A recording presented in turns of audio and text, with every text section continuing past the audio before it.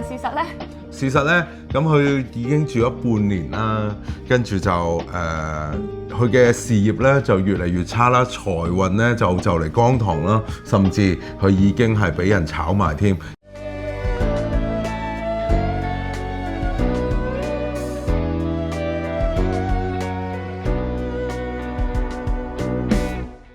Hello， 大家好，歡迎收睇聚宅居。我係阿德，我係 Hebe。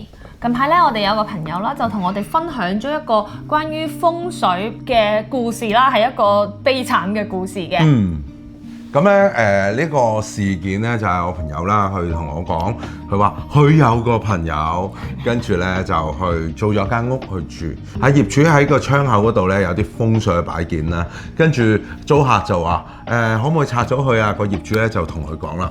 信我啦，呢間屋執過風水㗎，你入嚟住啦，你入嚟住咧就冇問題㗎啦，風生水起啦，揾到錢㗎啦。但係事實呢，咁佢已經住咗半年啦，跟住就佢嘅事業咧就越嚟越差啦，財運咧就嚟光堂啦，甚至佢已經係俾人炒埋添，已經係俾人燉咗冬菇。因為其實咧，可能大家會有個好奇啦，究竟我係一個租客入住咗個業主擺咗風水嘅呢間屋，我會唔會個運勢會受到影響呢？係好嘅影響呢，定係有可能會係差嘅影響？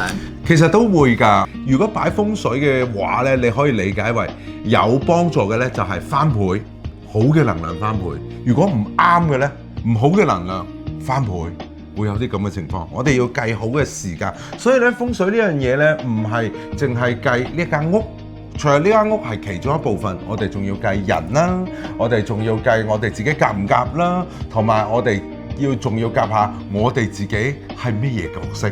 男主人有男主人嘅位啦，女主人有女主人位啦，仔女有仔女嘅位，父母有父母嘅位。所以咧，一搬咗出去唔啱時間，一轉換咗個能量磁場都會轉換。而好慘嘅就係嗰個朋友咧，就同我哋講翻嗰個風水物上咗石屎㗎，拆唔到啊！拆都拆唔到。係啊，咁樣其實咧，所以咧風水物品，如果你係諗住自己住，一直住落去啊，你就可以傷好佢。但係你如果有心去諗住租俾人嘅話咧，你就唔好咁樣去做啦。有機會因為你睇嘅風水師，可能人哋自己本身嘅風水師，大家嘅範數都唔一樣，所以咧可能會有一啲嘅誤解啦，或者誤會，不必要嘅誤會就唔好啦。所以咧，我哋2026年，我哋自己都會有風水能量嘅方位嘅。與其咧就入咗人哋嘅風水局，不如自己學識擺風水。所以今日呢條片一定要睇到最後啊！Deb師傅咧就會同大家介紹2026年究竟我哋家居風水要點樣擺。咁喺開始之前咧，我都想問下其實風水咧其實係咪有好多嘅功效㗎？例如我哋好熟知嘅嗰啲賭場啊，咁佢哋都會擺風水㗎嘛。咁個風水一定唔係 for 所有入去嘅人都財源滾滾㗎嘛，一定係 for 嗰個莊家嘅，就係吸入去客人嘅錢㗎啦。一定冇俾賭客㗎啦，冇話散財㗎嘛。咁所以其實風水都有好多唔同嘅功效，有好多唔同嘅 intention 嘅擺法㗎，係嘛？咁其實咧風水咧喺外國都有嘅，其實係一啲科學嚟嘅，係能量環境科學。係能量環境科學啦。咁咧風水咧，咁有啲局咧就係好似一個鳥巢咁樣嘅，鳥巢咁樣講。咁其實點解咧？因為如果我哋係方方正正嘅一個建築物入邊啦，咁我哋腦電波咧係會自然直彈嘅，即係我哋好似蝙蝠咁樣信號彈出去平面，彈翻嚟，我哋有信號。但係點解有時我哋入到一啲地方係會覺得好迷糊啊，或者係我哋會暈暈地啊？點解咧？就係因為我哋發咗出去個腦電波發去牆嗰度啦，彈翻嚟，因為佢弧形啊，所以歪咗，亂咁彈就會亂咁彈。同埋你有機會你發出去嘅腦電波係收到人哋嘅腦電波，所以呢一個就係唔習慣啊，又或者係點解咁古怪咧？就好似迷迷糊糊咁樣啦。咁呢一個咧，容易做錯決定，係做錯決定啦咁樣。同埋有一啲好多實相嘅一啲嘅科學上面啦，即係我哋大門對住窗口啊、陽台啊、門對門啊咁樣直衝啊，呢啲都係一個科學嚟嘅，聚唔到財啊。因為我哋能量嚟講係要聚，氣都要聚。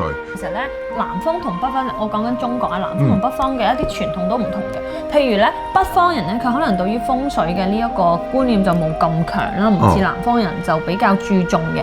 咁北方人咧，佢就會比較注重通風嘅，譬如南北通透啦，南邊有個露台門，北邊有個露台門，兩邊打開穿堂風，好涼爽。哦，咁呢個咧係唔同嘅喎。係南北通咧就係咩意思咧？如果你係物業啊，物業即係住宅樓啦，南北通啦，通風嘅可以嘅。咁啊，但係咧都係要加個屏風。係啦，即係好似南方咧，我哋咧就會覺得穿堂喎，即係一啲煞啊，或者係啲財氣會漏走啊，所以中間要擋一擋嘅。所以喺唔同嘅文化環境咧，對於呢一個住宅間隔嘅訴求都係唔一樣嘅。係。咁我哋就即刻入正題，睇下2026年你嘅財位啦、健康位啦喺邊度，有啲乜嘢煞位同埋病位需要避忌嘅。咁咧有好多人咧就會問我嗰啲財位喺邊啊，破軍喺邊度啊？咁亦都係咩意思啊？聽咗出嚟聽到都唔係幾明啊。咁所以咧我只係會用人話令到你聽得明，你需要乜嘢能量，你喺邊度，加倍努力去擺一擺或者執一執，咁你就可以把握到你自己家居嘅能量啦，家居風水嘅能量啦。好，咁咧我哋第一個位置就講一講我哋東方。如果你想健康嘅話，或者係你想修心養性啊，或者係修養你嘅品德啊，你就要擺好東方嘅風水啦。我個人比較缺德，我要修養我嘅品德，東方要擺風水。係啦，如果東方咧，如果你想擺一個風水嘅話，如果你有養魚嘅話，東方你擺一盤魚缸，而圓形嘅魚缸咧係完全係最 fit 嘅，係啦，最聚財啊！咁啊，呢個係賀你嘅健康啦。咁當然，咁啊第二個位置咧就係東南方。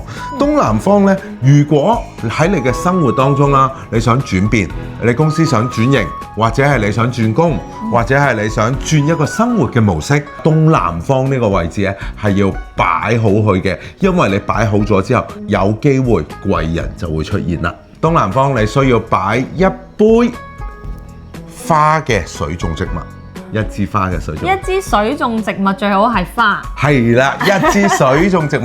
如果水種嘅花，咁我買啲鮮花嚟插得唔得？咁就多咗咯。一支啊？係要一支。太多嘅話就會換咗啲伴侶。係啦，會換咗啲其他嘢啦，係啦。單身嘅朋友可以。係啊，單身唔係單親，係單身。單身嘅朋友咧，如果想去增加係啦貴人咧，你就可以插多啲花啦。一紮花。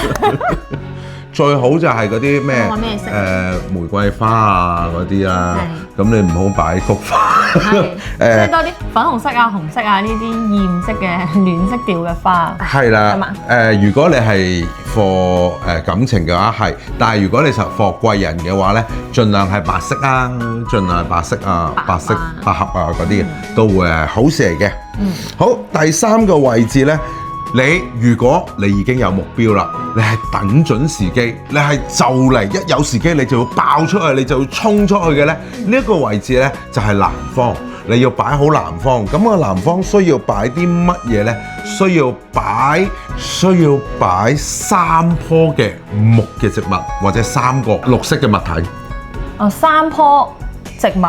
土種植物，或者係綠色嘅物體，譬如3棵細細棵嘅盆栽啊。係啦，呢一度咧就就忌擺水啦，唔係水種嘅喎，一定係土種嘅喎。最好都係綠幽靈啊、螢石啊嗰啲啦，咁樣。好，跟住咧去到我哋嘅西南位，西南位就勁啦。如果你想儲錢啊，你想儲翻啲能量啊，工作上面如果係你一個老闆有人員嘅流失咧，你要聚翻啲人氣咧，你就要擺好你嘅西南位啦。西南位最重要係擺咩咧？就係擺6杯水。6杯水，細細杯嗰啲啊，唔係話咁大支1.5 litre嗰啲唔係啦，都都得嘅。如果你係想聚嘅話，你買6桶水， 6桶水都得嘅。即係嗰啲飲用水啊，係係啦啲純即係啲樽裝水就快過啊。係啊但係如果唔係6就唔係咁好嘅。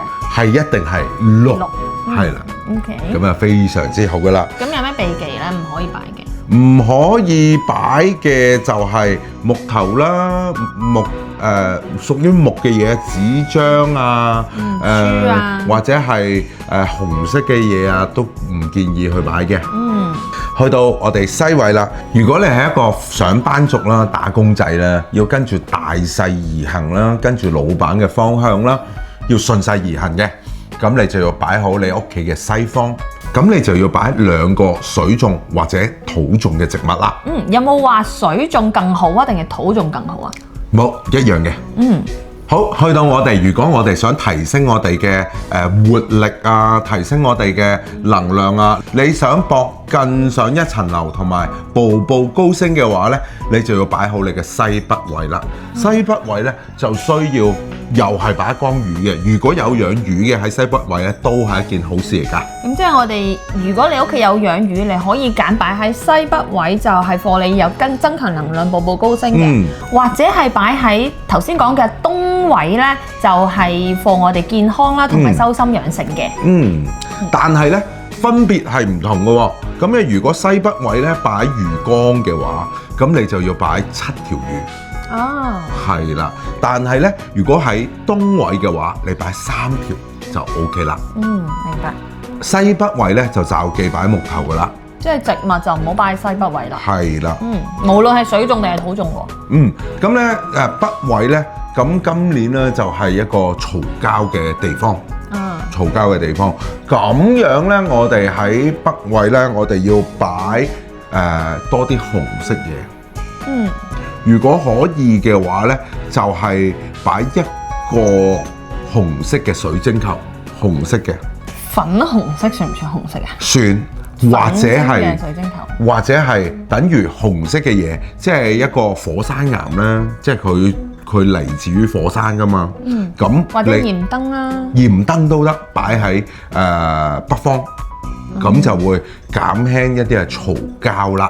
或者可能係紅色嘅一幅畫掛喺北方嘅呢埲牆啦，紅色嘅地氈啦等等。係啦，畫就嚇人，有幅紅色嘅畫，喜慶啲㗎，喜慶啲，掛個福字都得，係啦。跟住咧，去到我哋東北位啦。